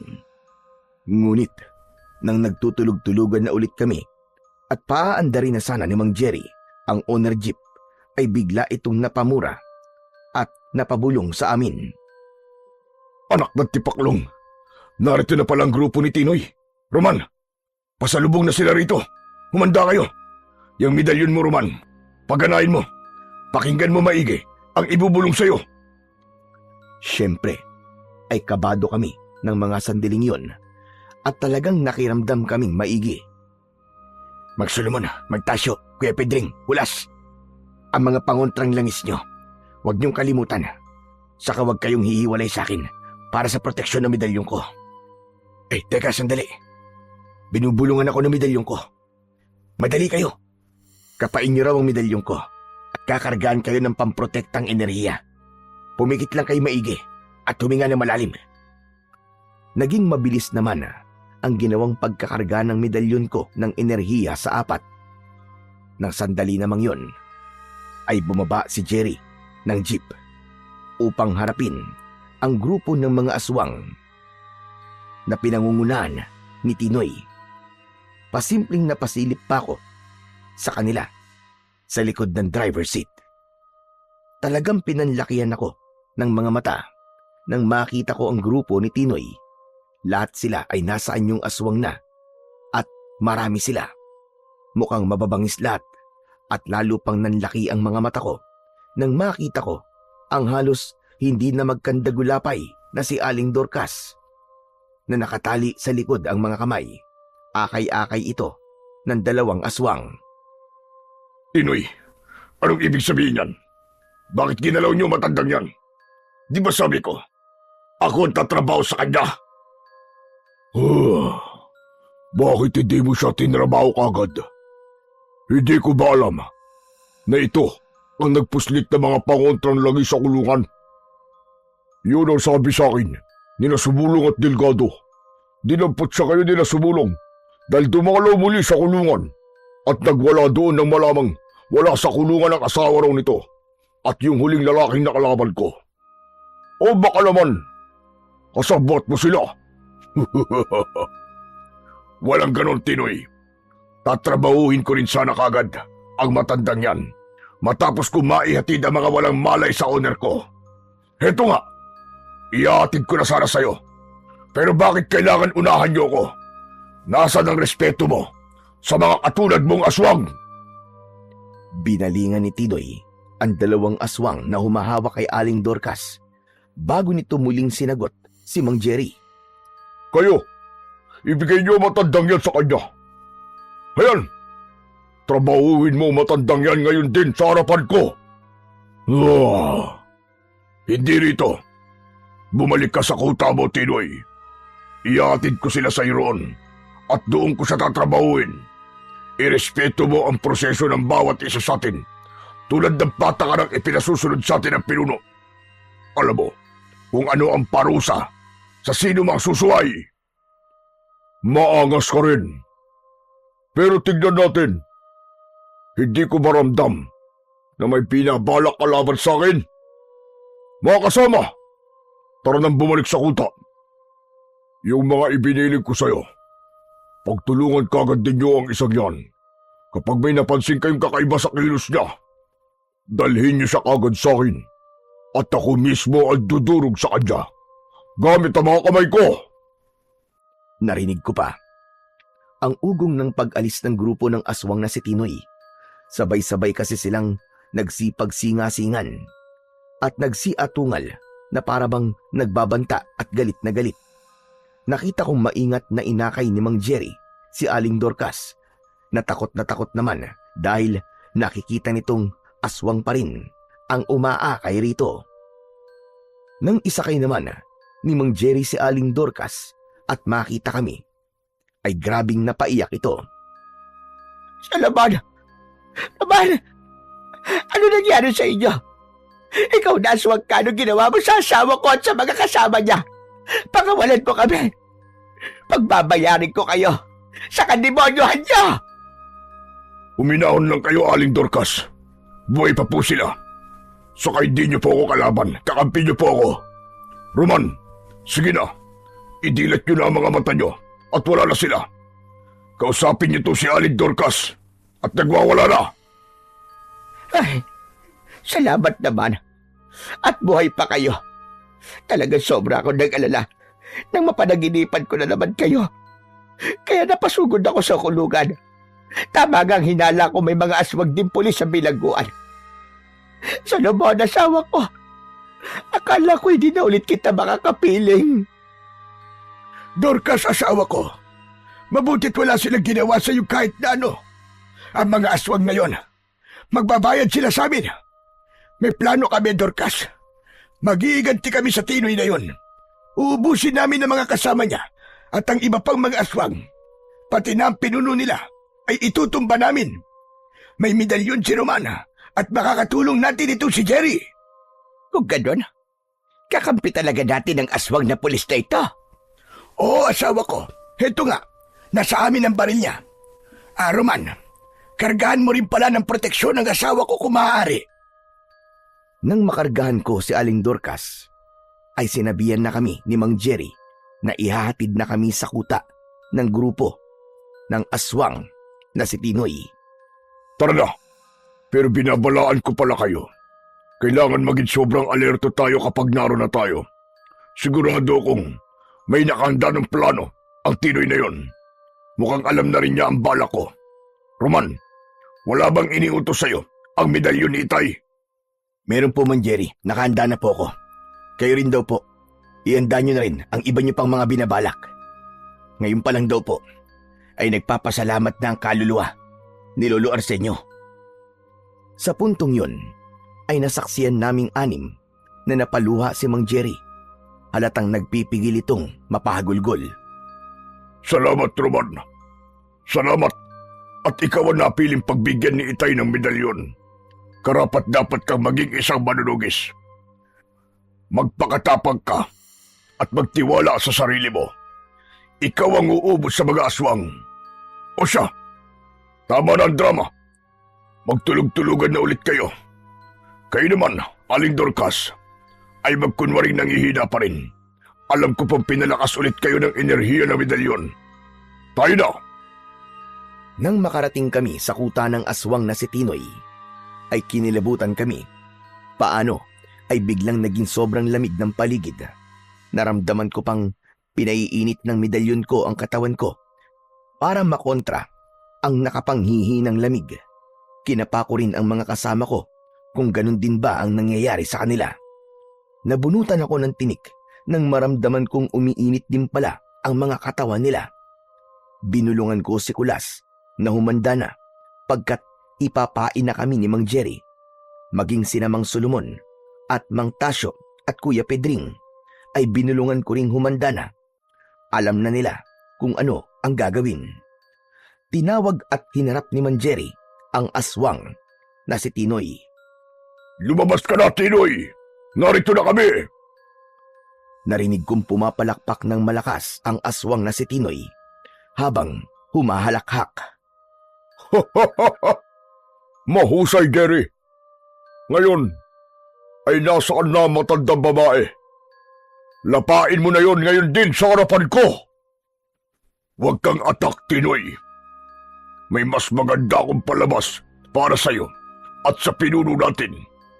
Tawagin mo muna pala ang pinuno rito at may ihahandog ako sa kanya na tiyak na magugustuhan niya. Anong pinaplano mo? Nakausap ko na ang pinuno kanina pa at para sabihin ko sa'yo, ako raw muna ang papapil sa kanya sa pagkakataong ito. Mga kasama, tama ang sinabi ko, hindi ba? Narinig ko ang nakakatakot at sabay-sabay na pag-atungal ng mga aswang sa paligid. Malamang ay pag-atungal yun ng pagsang-ayon. Ano? Narinig mo? Kaya kung ano man yang handog mo sa pinuno, ay sa akin mo ngayon ihandog. Siguraduhin mo lang na talagang masisiyahan ako. Dahil kung hindi, ay malilintikan ka sa akin. Huwag kang mag-alala, Tinoy. Sinasabi ko sa iyo ngayon pa lang, 100% mo magugustuhan ang handog ko. Hindi mo makakalimutan ang gabi ito. Dapat lang, dahil kung hindi, ay itutuloy kong ubusin ang angkan mo. Ako at si Kulas ay binalikan ni Mang Jerry sa owner jeep. Una niyang binuhat si Kulas at inilapag sa ibabaw ng malaking tapyas ng bato. Ako ang inihuli niyang buhatin. Nang bubuhatin niya na ako, ay binulungan niya ako. Ihanda mo na, Chris Morman. Si Tinoy, ang kunwaring pagwawakwakin ko na katawan mo. Ako naman ay kay Kulas. Talasan mo makiramdam. Bulungan mo yung medalyon mo. Nagabayan ka. Nakahanda na ako, Mang Jerry. Ibinulong na sa akin lahat nitong medalyon ko. Ang lahat ng dapat kong gawin. Binalingan ko naman at binulungan din si Mang Solomon. Mang Solomon, yung sinabi ko huwag niyong kalilimutan. Oras na magsimula ang kumusyon, ay bumaba kagad kayo ng jeep. Gumawa kagad kayo ng guhit na bilog sa lupa. Nakakasya kayong 4. Buhusan nyo ang palibot ng bilog ng pangontrang langis nyo. Huwag na huwag kayong lalabas sa bilog na yun kahit anong mangyari. Hindi kayo magagalaw ng mga aswang hanggat nasa loob kayo ng bilog. Sa wakas, ay binuhat na rin ako ni Mang Jerry at inilapag sa ibabaw ng tapyas na bato. Makaraan ay kinausap nitong muli si Tinoy. Ihanda mo na ang matutulis at matatalas mong mga kuko, Tinoy. At halika rito. Ikaw ang lalapa rito sa lalaking ito na nakalaban mo. Ako naman sa isang lalaking ito. Pagsaluhan natin ngayon ang kanilang mga puso at labang loob. Aba, gusto ko yan. Yan pala ang lalaking kumuntikan na akong ihatid kay kamatayan. Pero bakit ganyan? Walang malay. Mas gusto kong may malay siya habang winawakwak ko katawan niya. Gusto kong ipabuka sa kanya kung gaano ako kabagsik. Gapusin mo siya at ibalik mo ang malay niya. Mukhang sumunod naman si Mang Jerry. Nang pasimple ko tong silipin, ay kumuha pa ito ng lubid mula sa owner jeep. Pero napansin ko na binabagalan niyang kumilos, dahilan para mainip si Tinoy. Sa pagkaatat nito, ay marahas nitong inagaw ang lubid kay Mang Jerry. Napakabagal mo! Akin na nga yan, lubid, at ako na ang gagapos sa anak ng tokwang to. Uhaw na ako sa mabango at sariwa niyang dugo. Nang tatalian na sana ako ni Tinoy, ay doon ko na sinamantala ang pagkakataon na mabilis na bumalikwas ng bangon. Ganon ko rin kabilis na hinugot ang kris ko. Pagkahugot ko naman ito, ay biglang umusok dahil sa enerhiyang ikinarga rito ng suot kong medalyon. Ang medalyon ay mainit na rin at mabilis na nilulukuban ang katawan ko ng mga kapangyarihang taglay nito. Mabilis kong iniumang ang hawak kong kris sa leeg ng aswang na si Tinoy na nang dahil naman sa pagkabigla ay hindi nakuwang makapalag. Isa pa, nang maramdaman ito ang enerhiyang lumulukob sa akin, ay unti-unti itong napapasok at unti-unti ring naninigas at umuusok ang katawan. Bitiwan mo akong anak ng putya ka! Binabalaan kita! Hindi mo ako basta-basta mapapatay!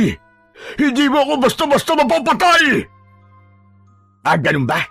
Sige, ipamukha mo sa akin ngayon kung gaano ka kabangis sa lakas ng taglay na kapangyarihan ng suot ko medalyon. O baka mas tamang ipamukha ko ngayon sa'yo ang hustisyang hinihiling sa akin ng mag-ina ko na nilapa mong hayop ka.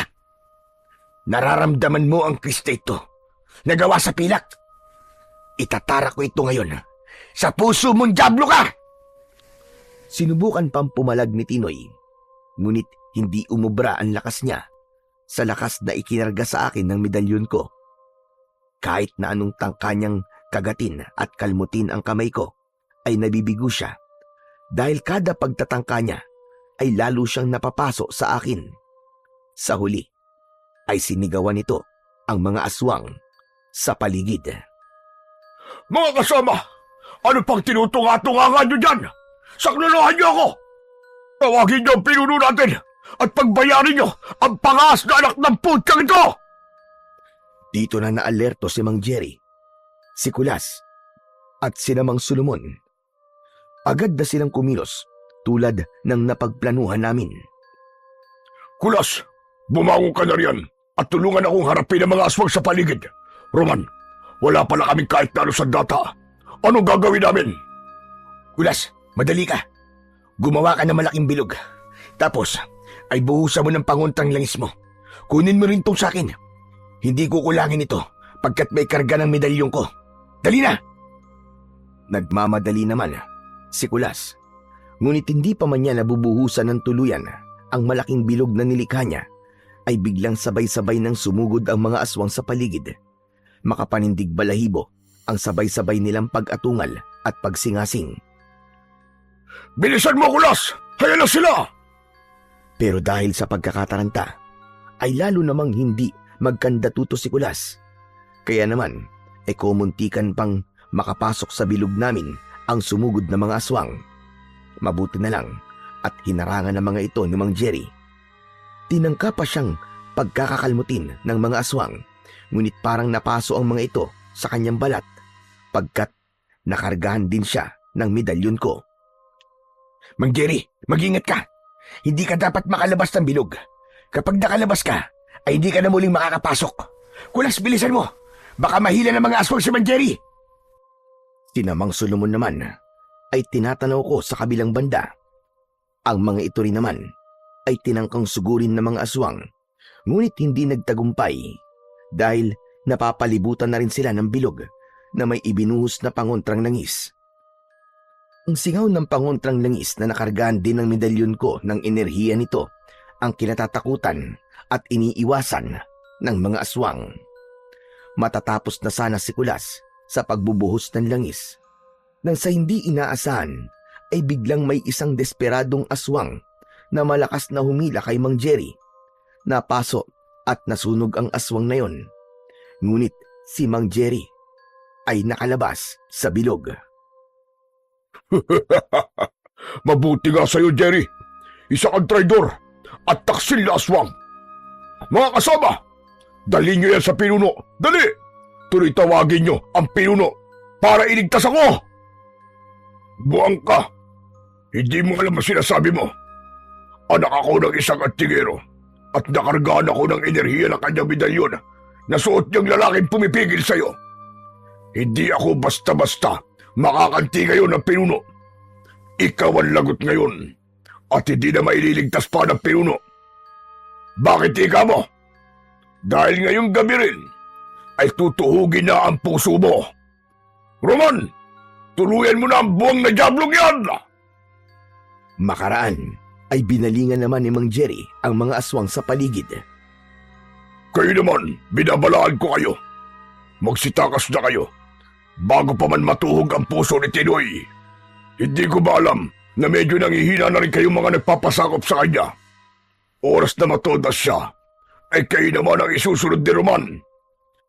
Hindi niyo alam kung gaano kalakas ang kapangyarihang taglay ng medalyon ng aking tatay. Sige, magsitakas na kayo! Ngunit hindi kagad naniwala ang mga aswang. Sa halip ay galit na umangil pa ang mga ito at sabay-sabay sanang susugurin si Mang Jerry. Dahil dito ay humagibis ng todo para makatakas si Mang Jerry para hindi mahuli ng mga aswang. Hindi naman ako nagtaka sa bilis niyang yon dahil alam kong nakaragahan siya ng enerhiya ng medalyon, kaya naging ganun siya kabilis. Sinigawan ko pa si Mang Jerry bago siya tuluyang makalayo. Mang Jerry! Magkikita pa tayo! Hihintayin ka namin! Mga sandamukay kayong pulpul na mga aswang kayo! Habulin at hanapin niyo si Jerry! Ipagiganti niyo ako! Gumawa rin kayo ng paraan kung paano niyo masisira ang bilog nila! Mga wala talaga kayong silbi! Sinubukan namang gumawa ng paraan ng mga aswang. Naging desperado pa ang iba na mapasok ang bilog namin. Dumating pa nga sa punto na nagsabay-sabay pa talaga sila. Napansin kong kapag magsasabay-sabay pala sila, ay nagkakaroon ng epekto sa katatagan ng bilog na nakapalibot sa amin. Unti-unting numinipis ang epekto ng pangontrang langis. Dahil dito ay naalarma ko at mukhang napansin naman yon ng mga aswang at ni Tinoy. Hayan! Sige pa mga kasama! Magsabay-sabay pa kayo! Unti-unti nasisira ang enerhiya ng bilog! Bilisan niyo! Kaya niyo yan!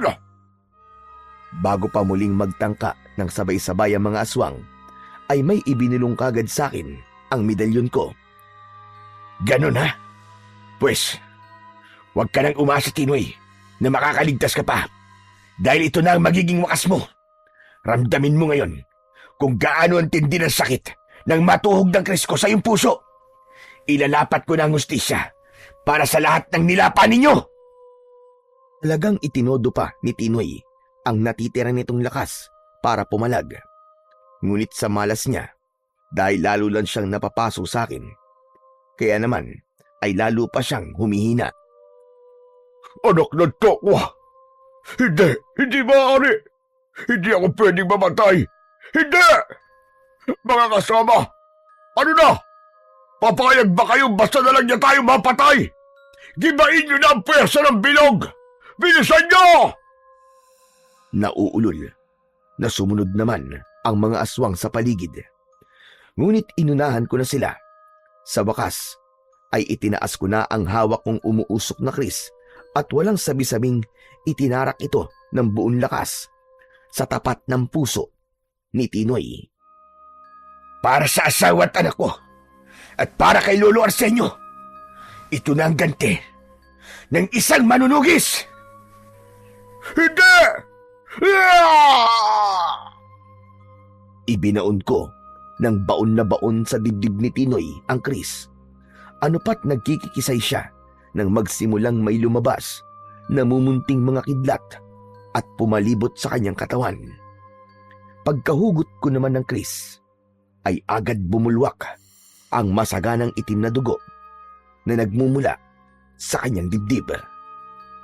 Nang bumulagta naman ito sa lupa, ay biglang umusok ang buong katawan nito hanggang sa sumiklab ang apoy at tinupok siya hanggang sa unti-unting maagnas at maging abo.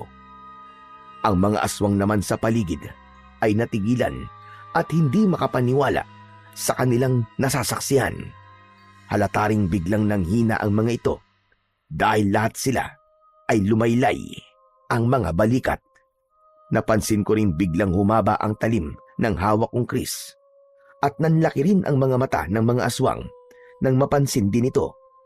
Lumarawan ang matinding takot sa kanilang namumulang mga mata.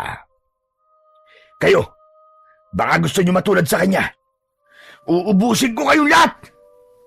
Susugurin ko na sana ang mga ito habang iwinawasiwas ang hawak kong kris sa ere. Ngunit mabilis na umatras ang mga ito na umaatungal. Hinabol ko pa ang iba. Inabutan at pinagtatataga. Nakapatay pa ako ng mga 5 sa kanila, pero lalo silang natakot nang ang mga ito ay masunog din at maging abo. Kaya naman ay tuluyan ng tumakas ang mga ito at nilisan ang kanilang kuta. Natapos ang gabing yon ng pag-iiganti ko para sa mag-ina ko at para na rin kay Lolo Arsenio. Kaya lang ay hindi ko pa lubusang napapatay ang pinuno ng mga aswang. Saka ko nalang tutugisin ang pinuno. Ang mahalaga muna sa ngayon ay nakapaghiganti na ako at ligtas kaming lahat ni Mang Solomon, Aling Dorcas, Mang Tasyo, Kuya Pedring at Kulas. Matapos din ang gabing yon, ay hindi pa muling nakikipagkita sa akin ang pulis na si Mang Jerry.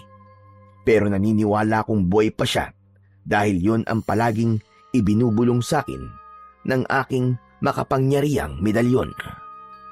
Isang araw ng linggo, bilang pasasalamat sa Panginoong Diyos na nagligtas sa aming lahat, ay sama-sama kaming nagsimba ni Mang Solomon, Aling Dorcas at ng 3 pa naming kasama sa kulungan noon. Sa misa ay narinig namin ang napakagandang mensahe ni Father. Ang Diyos daw ay palaging naglalapat ng hustisya sa mga biktima ng kasamaan. Minsan din daw, mula sa puwersa ng kadiliman ay humuhugot siya ng isa upang maging kasangkapan niya para matalo din ang kasamaan. Hindi mananatiling ang dilim ay hindi masisilayan ng kanyang liwanag. At sa oras daw na sumaboy na ang liwanag, ay hindi na muling iiral pa ang kadiliman. Naaalala ko palagi si Mang Jerry. Isa siya sa mga naging kasangkapan ng Panginoong Diyos upang maipagiganti ang mga kaluluwa ng mga nabiktima ng mga aswang. At hindi pa ron natatapos ang paghihiganti ko. Dudurugin ko pa ang pinuno ng mga aswang. Hindi pwedeng manatili ang kadiliman. Mananatili akong manunugis ng mga aswang habang ako ay may lakas at nabubuhay.